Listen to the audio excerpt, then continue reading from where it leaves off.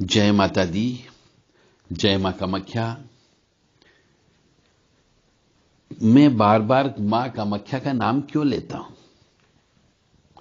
इसलिए कि कम से कम इस जिह्वा से यदि दिन में 100 बार भी जय मां कामाख्या निकल गया तो कम से कम मैं अपनी इष्ट धात्री देवी को 100 बार तो याद कर रहा हूं।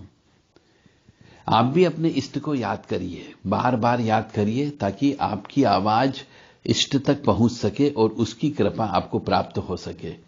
इसीलिए हमारे यहां पुराने जमाने में बार बार कोई भी व्यक्ति मिलता था तो राम राम, राम राम सा, राम राम सा, यह सब बोला जाता था। इसके पीछे का कारण यह था कि व्यक्ति के जाने अनजाने में भी जो पाप कर्म हो जाते हैं, उन पाप कर्मों का नाश बार बार राम राम शब्द बोलने से नष्ट हो जाता। इसलिए राम राम शब्द बोला जाता था। न तो नमस्ते बोलते थे, न गुड मॉर्निंग बोलते थे, न हाय बोलते थे। परंतु आजकल की ये संस्कृति में ये बहुत बड़ा दोष आ गया कि एक तो उन्हें ये मालूम ही नहीं कि हम पिछले जन्म में कौन से पाप कर्म करके आए हैं, जिसकी वजह से हमारी डिग्री धरी की धरी रह सकती है, हमारी पढ़ाई लिखाई 0 हो सकती है, हम गलत रास्ते जा सकते हैं, हम शराबी हो सकते हैं, हम नशेबाज हो सकते हैं, हम सट्टेबाज हो सकते हैं, हम चरित्रहीन हो सकते हैं। इसलिए मनुष्य को अपने जीवन में गुरु अवश्य बनाना चाहिए। आज इसी विषय पर हम चर्चा करेंगे कि गुरु दीक्षा कब देना चाहिए, किस समय देना चाहिए, क्यों देना चाहिए और गुरु दीक्षा क्यों लेना चाहिए और किस अवस्था में, इसके ऊपर अपन आज चर्चा करेंगे। तो परंतु उसके पहले मां भगवती के चरणों में अरदास लगा दें कि मां भगवती और परमपिता परमात्मा आप सबको सुखी रखे, स्वस्थ रखे, प्रसन्न रखे, यश दे, कीर्ति दे, मान सम्मान दे और साथ ही साथ में निरोगी काया दे। क्योंकि सब कुछ है आपके पास में, आपकी पत्नी भी है, बच्चे भी हैं, स्त्री के पति भी हैं, पूरा भरा पूरा परिवार है, धन धान्य है, संपत्ति, जमीन जायदाद है, खेत है, कुआं है, अडान है। परंतु यदि आपका स्वास्थ्य नहीं है तो वो सब आपके लिए बेकार है।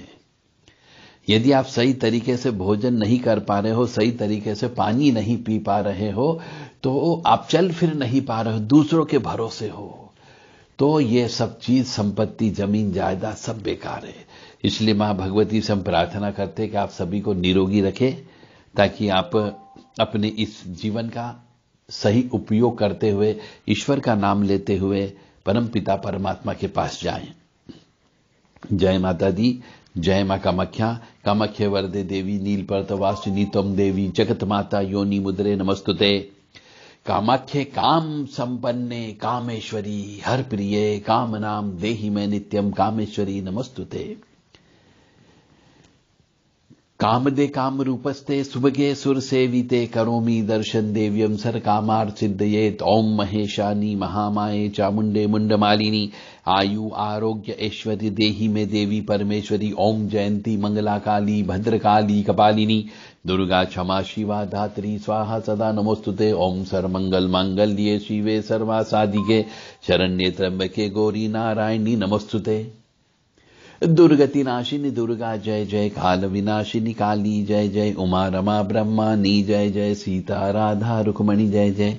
महालक्ष्मी नमस्तुभ्यम नमस्तुभ्यम सुरेश्वरी हरि प्रिये नमस्तुभ्यम नमस्तुभ्यम दयानिधि।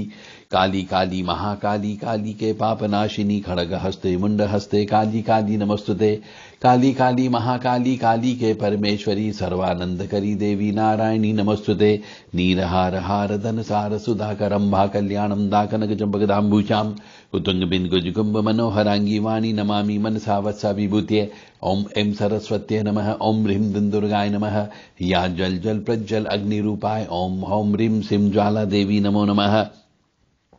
देवी प्रपन्नता हरे प्रसीद प्रसीद मातर्ग जोखिलस्य प्रसीद विश्वेश्वरी पाहि विश्वन्तमीश्वरी देवी चराचरस्य शुभम करोति कल्याणम आरोग्यम धन संपदा शत्रु बुद्धि विनाशाय दीप ज्योति नमस्तुते। योनि मात्र शरीराय कुंजवासिनी कामदा रजस्वला महातेजा कामाक्षी ध्यायताम सदा। काम प्रिया कामरता कामा काम स्वरूपिणी कामिनी कामिनी काम्या कामुका कामचारिणी काम बीज स्थिता काम पीठ निवासिनी कामदा कामहा काली कपाली करालिका। देव राधा ट्रस्ट सत्यवाणी चैनल गुरु दीक्षा बहुत सारे लोग मैसेज करते हैं और कहते हैं कि गुरु दीक्षा लेनी है, तंत्र मंत्र सीखना है, लेकिन वास्तव में उन्हें इसका मार्ग ही नहीं पता होता है कि दीक्षा कब दी जाती है, गुरु मंत्र क्या होता है और गुरु कौन होते हैं। पहले इन सब के बारे में उसको यह जानना अत्यंत आवश्यक होना चाहिए।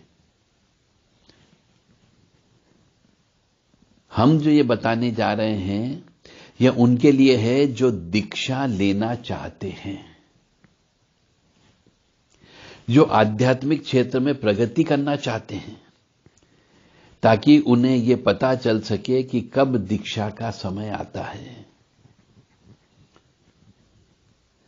वास्तविक गुरु यानी दीक्षा या मंत्र किस अवस्था में देते हैं?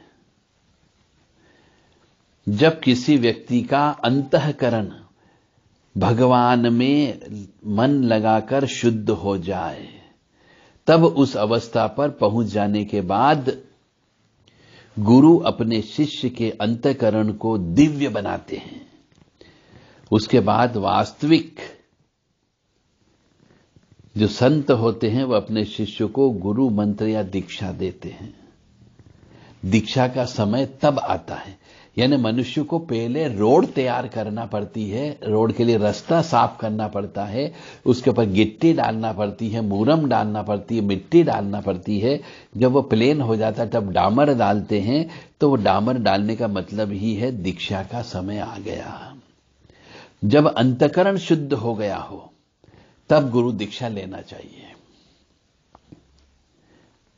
यदि किसी को गुरु दीक्षा लेना है तो पहले हम नियम के मुताबिक मनुष्य को पूर्णतः शुद्ध, स्वच्छ और पवित्र, ये 3 चीजों का नियम का पालन करे। कुछ दिन लगातार 1 वर्ष तक मांस मदिरा से दूर रहे, पराई स्त्री से दूर रहे, शराब से दूर रहे, किसी भी प्रकार के अल्कोहलिक पदार्थ से दूर रहे और ईश्वर में मनन करे, ईश्वर में आस्था भरे, अपने इष्ट का चयन करे और उनके निमित्त ब्रह्म मुहूर्त में उठना प्रारंभ करे। अपनी आदत डाल दे, जल्दी सोने की आदत डाल दे और भगवान में मन लगा करके जब वो शुद्ध हो जाए तब हमसे गुरु दीक्षा लेने के लिए वह बात करे।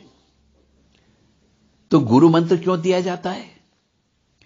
गुरु मंत्र देवता का नाम होता है जो गुरु अपने शिष्य को जप करने के लिए देते हैं। गुरु मंत्र के फलस्वरूप शिष्य अपनी आध्यात्मिक उन्नति करता है। अब आप कहो कि गुरु महाराज आप तो हमें धन दिला दो, मकान नहीं बन रहा, मकान मिल जाएगा। बहुत से लोग इसीलिए गुरु बनाते हैं कि साहब जीवन में हमने सुख नहीं देखा, गुरु बना लेंगे तो सुख मिलने लगेगा। क्यों मिलने लगेगा साहब? अरे आपके भाग्य में ही यदि आप पापी व्यक्ति हो तो किसी गुरु के सानिध्य में आकर के वो आपके पापों का नाश करवाएगा आपसे, तब आपको सुख की प्राप्ति होगी। अब आप सिर्फ मंत्र लेकर के जप करने से पापों का नाश नहीं होता है। तो पापों का नाश करने के लिए जप करना पड़ता है, गुरु मंत्र, गुरु की सेवा करना होती है, हवन करना होता है, गुरु के आश्रम में रह करके जो वहां पे शक्तियां होती उनकी सेवा करना होती है, मंदिर की सेवा करना होती, तब जाकर के पापों का नाश होता है। अब आप कहेंगे कि साहब हमारे पास तो समय नहीं है। अब समय भी नहीं है आपके पास में, पैसा भी नहीं है आपके पास में, हवन करने का भी आपके पास समय नहीं है, गुरु महाराज की सेवा करने के लिए आपके पास, और तो फिर आपके कष्ट कैसे दूर होंगे?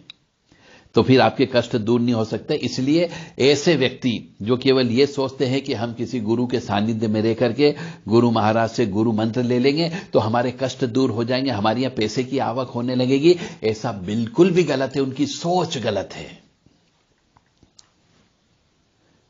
गुरु केवल अपने शिष्य की आध्यात्मिक उन्नति करता है, न कि भौतिकवादी उन्नति की बात बिल्कुल भी नहीं होती है।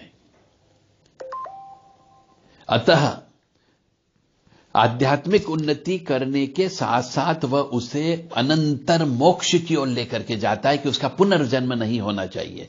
इसके लिए शिष्य को भी गुरु के साथ रह करके सहयोग करना चाहिए।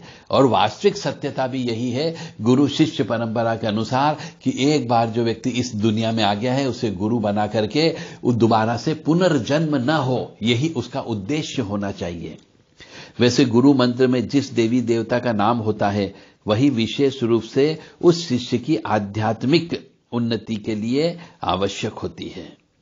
यानी कि गुरु जिस देवी देवता का मंत्र देता है उस मंत्र का उसको अनंत जप करना होता है और हवन करना होता है। उसी के फलस्वरूप उसकी आध्यात्मिक उन्नति होती है, पापों का नाश होता है और वह अंततः अपने समस्त पापों का नाश करते हुए, अपने समस्त पापों के फल को भोगते हुए, कोई जरूरी नहीं कि आपने गुरु मंत्र ले लिया तो आपको कष्ट की प्राप्ति नहीं होगी। इवन मैं कहता हूं और ज्यादा कष्ट की प्राप्ति होगी, क्योंकि आपने पिछले प्रारब्ध समय में, पिछले जन्म में जो पाप कर्म किए हैं, प्रारब्ध कर्म जिसको बोला जाता है, और संचित कर्म जो और भी पुराने समय के होंगे, उन सब पाप कर्मों का इसी जन्म में गुरु होने की वजह से आपके पापों का नाश होता है। तो कष्ट तो भोगना पड़ता है। तो गुरु करने के बाद तो कष्ट की प्राप्ति और ज्यादा बढ़ जाती है यदि आप मोक्ष के मार्ग पर चलते हो। तो आप ये मत सोचो कि गुरु बनाने से आपको सुख की प्राप्ति हो जाएगी, धन दौलत आ जाएगी। और इसी वजह से कुछ लोग को जब गुरु बनाने के बाद में जब पापों का नाश होने लगता है तो कष्ट बढ़ जाते हैं, तो वो गुरु छोड़ देते हैं, वो दूसरा गुरु करने चले जाते हैं। ये विश्वास नहीं होता है उस मनुष्य में। ऐसे मनुष्यों को भी उनका पवित्र हृदय जो है, अंतःकरण शुद्ध नहीं होता, इसलिए वो 1 गुरु, 2 गुरु, 3 गुरु, 5 गुरु, ऐसे 10 गुरु तक कर लेते हैं। और कभी एक साल इस गुरु के पास में, अगले साल दूसरे गुरु के पास में, तीसरे साल तीसरे गुरु के पास चले जाते हैं। ऐसे व्यक्ति जिंदगी भर भटकते रहते हैं, उन्हें जीवन में कहीं ठौर ठिकाना नहीं मिलता और अंततः मर जाते हैं गुरु दोष उत्पन्न लेकर के।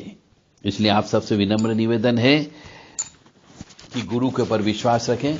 गुरु बहुत ही सोच समझ करके बनाया जाना चाहिए और साथ ही साथ में गुरु का अपमान नहीं होना चाहिए, बड़े बुजुर्गों का अपमान नहीं होना चाहिए और जो गुरु दीक्षा के जो नियम बताए हैं उन नियमों का पालन करना चाहिए। जय माता दी, जय मां कामाख्या।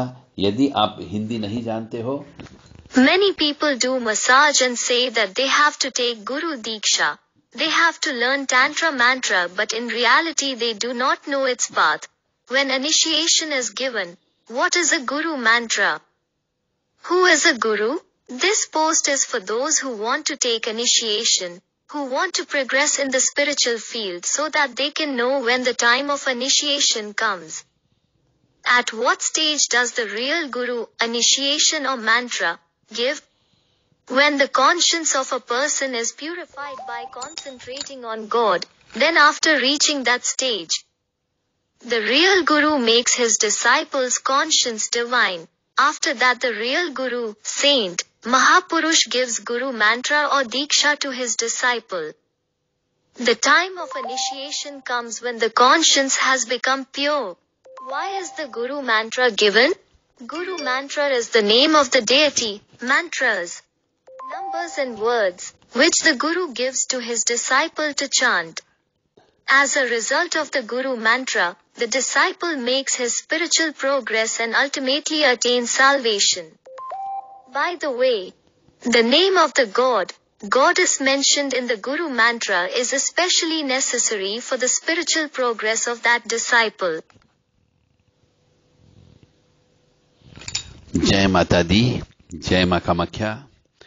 जो हिंदी नहीं जानते हैं, आज के वर्तमान अवस्था में इंग्लिश मीडियम से पढ़े हुए बच्चे बच्चियों के लिए, उनके लिए इंग्लिश में भी हमने प्रवचन देने का नियम बनाया है। कोशिश करेंगे इंग्लिश में भी उनको समझाया जा सके। जय माता दी।